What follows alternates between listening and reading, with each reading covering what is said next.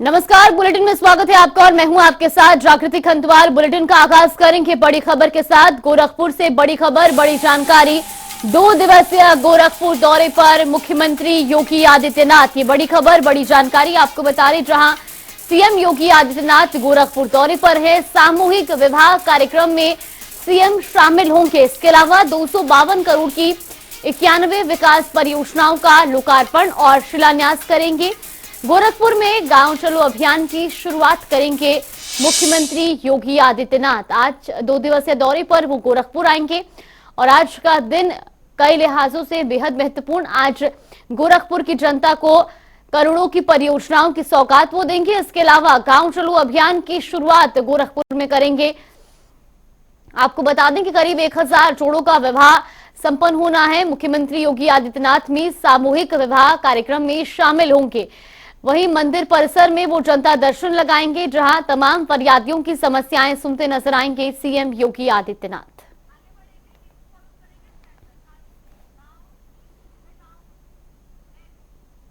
खबरों में आगे बढ़ेंगे, जहां काशी दौरे के दूसरे दिन मुख्यमंत्री योगी आदित्यनाथ ने पीएम के दौरे से जुड़े कार्यक्रमों का जायजा लिया।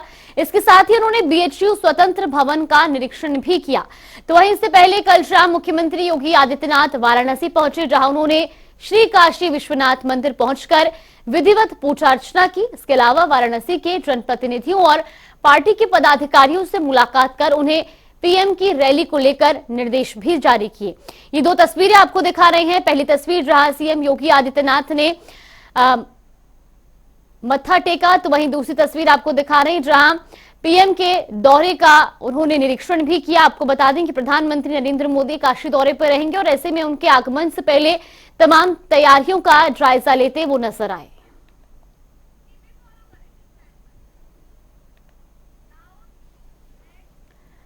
राज्यसभा की खाली हुई सीटों के लिए बीजेपी से उत्तर प्रदेश के 7 उम्मीदवारों ने नामांकन कर दिया है। राज्यसभा सीटों पर होने वाले चुनाव में बीजेपी ने कांग्रेस छोड़कर पाला बदलने वाले आरपीएन सिंह और राष्ट्र प्रवक्ता डॉक्टर सुधांशु त्रिवेदी सहित 7 नेताओं के नामांकन दाखिल किए हैं। तो वहीं नामांकन से पहले बीजेपी मुख्यालय में सभी 7 प्रत्याशियों का स्वागत किया गया। इस दौरान सीएम योगी आदित्यनाथ, उप मुख्यमंत्री केशव प्रसाद मौर्य और ब्रिजेश पाठक सहित बीजेपी प्रदेश अध्यक्ष भूपेंद्र चौधरी और कई अन्य नेता मौजूद रहे। हमारे मंच पर हमारे प्रदेश के अध्यक्ष आदरणीय भूपेंद्र चौधरी जी, हमारे पूर्व प्रदेश अध्यक्ष और जल शक्ति मंत्री स्वतंत्र देव जी, और हमारे जो अभी जिनको आपने सुना आदरणीय हमारे ब्रजेश पाठक जी, उन्होंने बहुत सारा विस्तार से बताया है, इसलिए मैं वो बात दोहराना नहीं चाहूंगा। बोलिए भारत माता की। आपस में चर्चा में 5-7 मिनट में बात खत्म हो जाएगी। जरा जो अंदर इधर आ रहा है कम आइए जरा। आदरणीय ब्रजेश पाठक जी, हमारे आज के जो विशेष तौर से आज देखिए कितना पवित्र दिन है, बसंत पंचमी है, और सरस्वती पुत्र के रूप में जिनको लगातार हम भारतीय जनता पार्टी के पक्ष में, देश के हित में, सरकार के पक्ष में ललकारते हुए हर चैनल पर सुनते हैं, ऐसे सरस्वती पुत्र हमारे सुधांशु त्रिवेदी जी जो अभी राज्यसभा के सदस्य हैं, फिर से उनको भेजा जा रहा है। हमारे केंद्र सरकार में मंत्री रहे, बहुत धीर गंभीर नेता आदरणीय आरपीएन सिंह जी, जिनको भारतीय जनता पार्टी ने राज्यसभा के लिए नामित किया है। ऐसे ही हमारे प्रदेश के जो महामंत्री के रूप में काम देख रहे हैं छोटे भाई की तरह श्री अमरपाल मौर्य जी, जिनका सब कुछ आपके यहाँ पर बताया अभी परिचय में हमारे जेपीएस राठौर जी ने, इसलिए मैं वो दोहराना नहीं चाहता हूं, लेकिन यह बात एक बताना बहुत जरूरी है। जबकि अपना दल हमारे गठबंधन का हिस्सा, लेकिन जब श्री संगम लाल गुप्ता जी ने विधानसभा से इस्तीफा दिया, इनको लड़ने के उस समय में उस व्यवस्था की बैठक का हिस्सा था, कहा गया कि आप प्रतापगढ़ से लड़िए। इन्होंने कहा मैं लड़ूंगा तो कमल के फूल से लड़ूंगा, अन्यथा विधायक नहीं बनना स्वीकार है। ये इनकी बड़ी बड़प्पन था और आज पार्टी ने उनके इस त्याग को राज्यसभा में भेज करके बढ़ाने का काम किया। हमारी बहन, हमारे आदरणीय बाके बिहारी जी की धरती से आने वाले चौधरी तेजवीर जी बहुत वरिष्ठ नेता है, मैं उनको जितना बताऊंगा वह कम होगा। फिर से उनको राज्यसभा में पार्टी ने भेजने का एक बहुत ऐतिहासिक फैसला लिया और वह बहुत समर्पित रूप से पार्टी के लिए काम करने वाले हैं। हमारी बहन साधना सिंह बहुत संघर्षशील हमारी बहन है, बहुत लड़ाई लड़ती थी। हम 2022 में उनको टिकट नहीं दे पाए थे, उनको भी निराशा थी, लेकिन पार्टी ने ब्याज के साथ हिसाब चुकता कर दिया। देश के उच्च सदन में उनको भेजने का काम किया।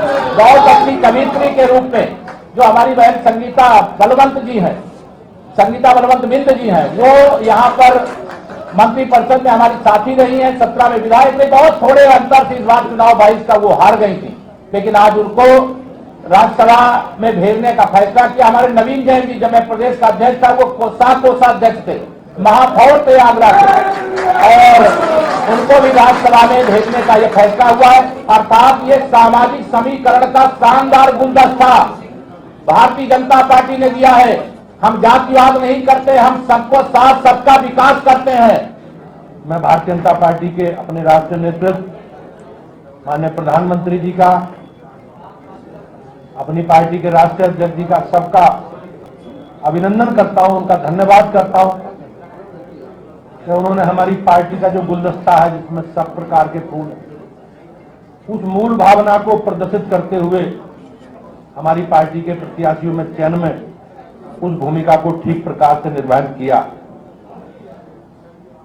हम लोग पार्टी के लाभार्थी और लाभार्थी, मुझे बहुत खुशी है इस बात की कि लाभार्थियों की संख्या धीरे धीरे भाजपा में राजनीतिक दृष्टि से भी बढ़ रही है। और तो स्वतंत्र जी भाई साहब भी उसी श्रेणी के हैं, केशव जी नेता हमारे, लेकिन श्रेणी वही है, लाभार्थी हैं जी। और मैं तो देखो सबसे बड़ा लाभार्थी हुई आपके सामने। और हमारे 7 लोग अपने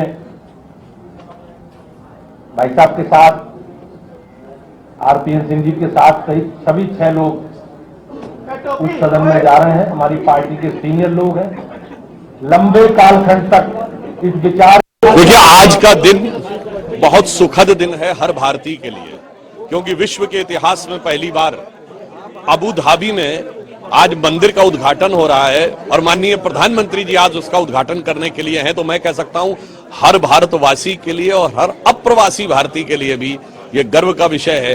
ये शताब्दियों का नहीं, सहस्राब्दी के गर्व का विषय है। यूएई के साथ भी सर लगातार संबंध जो है वो भारत के थोड़े अच्छे होते हैं। देखिए, माननीय प्रधानमंत्री जी ने बताया, आप देखिए कितनी मजेदार बात है। यूएई जिसको हमारा पड़ोसी मुल्क सबसे खास मानता था, मतलब पाकिस्तान कहता था हम सफर, हम नियाला, हम प्याला, हम राज, उसने प्रधानमंत्री मोदी जी को अपना highest civilian award order of Zayed दिया है। और आज वहां के शेख मोहम्मद बिन जायद जो क्राउन प्रिंस हैं अबू धाबी के, वो स्वयं उनको रिसीव करने के लिए वहां गए। अब बताइए, उनको बेचारों को वो ढंग से खैरात नहीं दे रहा है और यहाँ प्रधानमंत्री जी के लिए पलके बिछा रहा है। तो मुझे लगता है कि आज की घटना के बाद हमारे पड़ोसी मुल्क पर तो वो पंक्ति लागू होती है कि इस भरी दुनिया में कोई भी हमारा ना हुआ, गैर तो गैर थे, अपनों का सहारा ना हुआ। मोदी जी ने आज इस स्थिति में लाकर उनको खड़ा कर दिया है।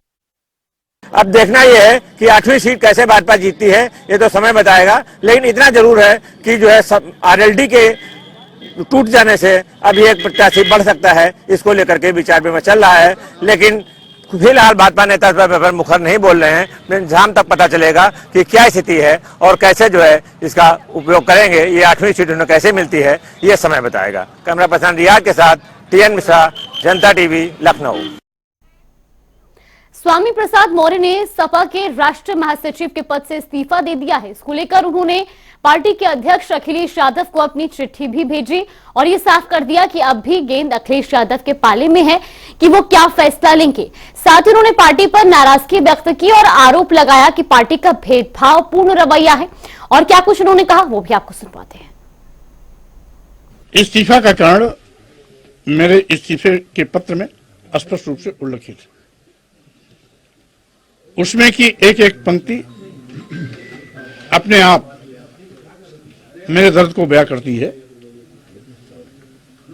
उसके इतर और कोई कारण नहीं है, क्योंकि मैं समाज के अंतिम पायदान पर खड़े समाज, आदिवासी, दलित, पिछड़े, गरीब, मजलूम, मजदूर की लड़ाई शुरू से लड़ता आ रहा हूं। आज भी मेरी कोशिश है कि इन सबको मैं पार्टी से जोड़ूं, जनाधार ज्यादा से ज्यादा बढ़ाऊं।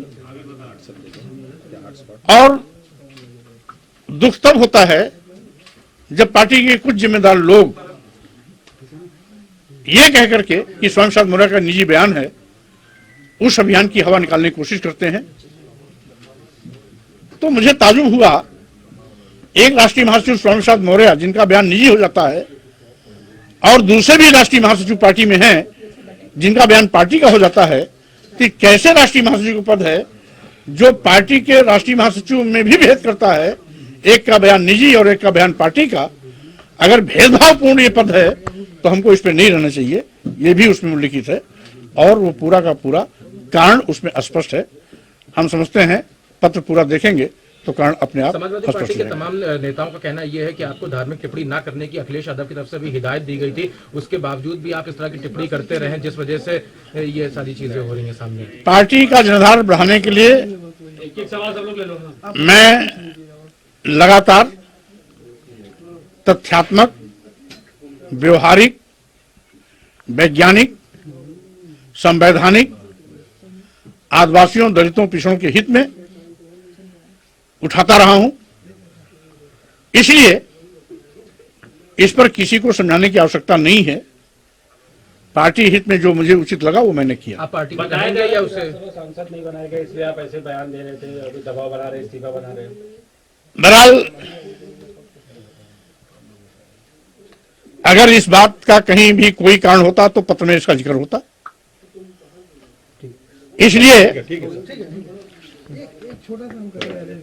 ये किसी स्वार्थ में नहीं, ये निर्णय पार्टी हित में लिया गया है। आप पार्टी में रहेंगे या छोड़ेंगे? बहरहाल अभी गेंद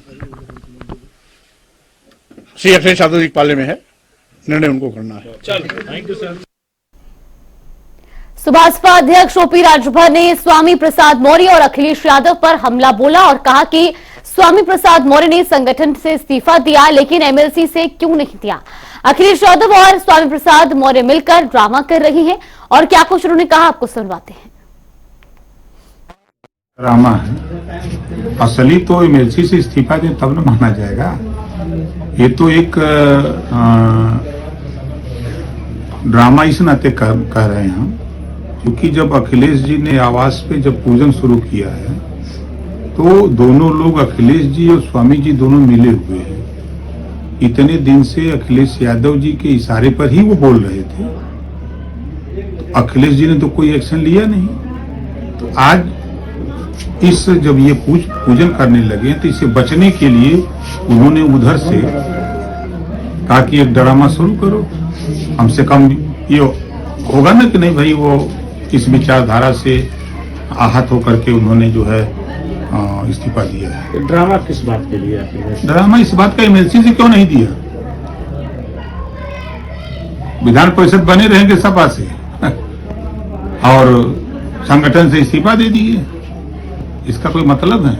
संगठन तो आज है, कल फिर बना दिए जाएंगे।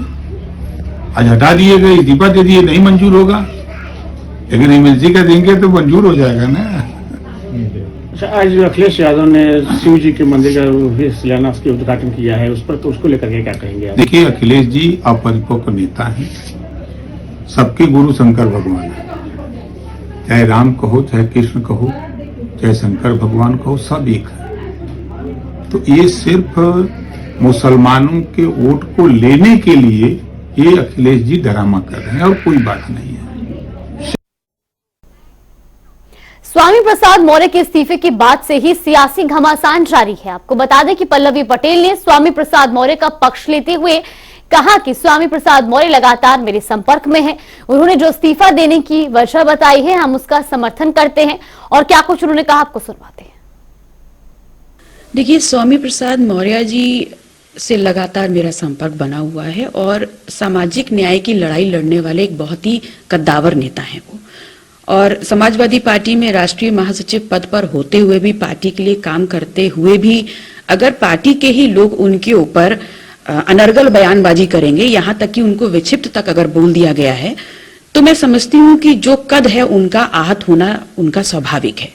और हमें इस बात पर जो है लगाम लगानी होगी, स्टॉप लगाना होगा कि अगर हमारे पार्टी का कोई ऑफिस बेयरर है, पद पे है और उसका एक बहुत बड़ा कद है और समाज में एक प्रतिष्ठा है, तो उनके खिलाफ जो अनर्गल बयानबाजी है उस पर स्टॉप क्यों नहीं लग रहा है? कौन करवा रहा है इसको? तो हमें क्या सिर्फ सवर्णों का ही वोट चाहिए? हम पीडीए का नारा दे रहे हैं और पिछड़े दलित हमारे मुसलमान समाज के जो नेता हैं उन पे तीखी टिप्पणी हो रही है, उस पर कोई लगाम नहीं है। ये होना चाहिए पार्टी में। और वो करेंगे 5 मिनट में 25 बड़ी खबरों का। इटावा में किसान की झोपड़ी में लगी भीषण आग, गृहस्थी चलकर हुई खाक, कड़ी मशक्कत के बाद आग पर पाया गया काबू। फतेहपुर में पुलिस को मिली बड़ी कामयाबी, कुएं में मिले युवती के शव का किया खुलासा, पिता और भाई के खिलाफ किया केस दर्ज। देवरिया में पुलिस ने अभियुक्त के घर जारी किया नोटिस, जसपा अभियुक्त पर कई धाराओं में केस है दर्ज। शामली में पुलिस और गौकसों के बीच मुठभेड़, दोनों गौकसों के पैर में लगी गोली, अस्पताल में कराया भर्ती। मैनपुरी में झोला छाप डॉक्टर ने ली विवाहिता की जान, परिजनों ने डॉक्टर पर लगाया लापरवाही का आरोप, पुलिस को दी शिकायत। फर्रुखाबाद में बकायेदारों के कनेक्शन काटने पहुंची बिजली विभाग की टीम, ग्रामीणों ने अभद्रता, कर्मचारियों पर अवैध वसूली का लगाया आरोप। फर्रुखाबाद में वैलेंटाइन डे के विरोध में हिंदू महासभा का अभियान, रेस्टोरेंट और होटल में मिलने पर प्रेमी जोड़े की करवाएंगे शादी, अश्लीलता फैलाने पर धुनाई का भी किया ऐलान। बिजनौर में एक विस्फोट के दौरान एक मजदूर घायल, जिला अस्पताल में कराया गया भर्ती, जांच में जुटी पुलिस। अंबेडकर नगर में बस स्टॉप के पास दबंगों ने युवक को पीटा, मारपीट का वीडियो वायरल, पुलिस कर रही जांच। बाराबंकी रेलवे स्टेशन पर हटाया गया पैदल पथ, लोगों को हो रही भारी परेशानी, बीजेपी सांसद को सौंपा गया ज्ञापन। महोबा में पुलिस से बदमाशों की मुठभेड़, गोली लगने से बदमाश हुए घायल, लूट के आभूषण और हथियार भी हुए बरामद। आगरा में नाबालिग भाई बहन का अपहरण, बच्चों को ढूंढने निकली मां हुई लापता, सदमे से दादी का हुआ निधन। फिरोजाबाद में पुरानी रंजिश को लेकर दो पक्षों में झगड़ा, चली गोलियां और पथराव, एक की मौत, कई आरोपियों को पुलिस ने किया गिरफ्तार। एटा में तेज रफ्तार का कहर, कार और ट्रैक्टर के बीच भीषण टक्कर, 5 की मौत, 6 की हालत गंभीर, पुलिस ने घायलों को अस्पताल में कराया था। कन्नौज में डीएम और एसपी ने पुलिस भर्ती परीक्षा को लेकर दिए निर्देश, सीसीटीवी की निगरानी में दी जाएगी परीक्षाएं। बलिया में सोने के व्यापारी की दुकान में हुई चोरी, लाखों के सामान पर किया हाथ साफ, व्यापारियों में दहशत का माहौल। प्रतापगढ़ में एक युवक ने की 4 शादियां, 2 पत्नियों ने थाने में दी तहरीर, एसपी ने उचित कार्रवाई का दिया आश्वासन। पीलीभीत में कई दिनों से लापता युवती के पति ने थाने में दिया शिकायती पत्र, लापता युवती का नहीं मिला कोई सुराग। चलिए बुलेटिन में फिलहाल के लिए बस इतना ही, यहां पर रुकते हैं एक छोटे से ब्रेक के लिए।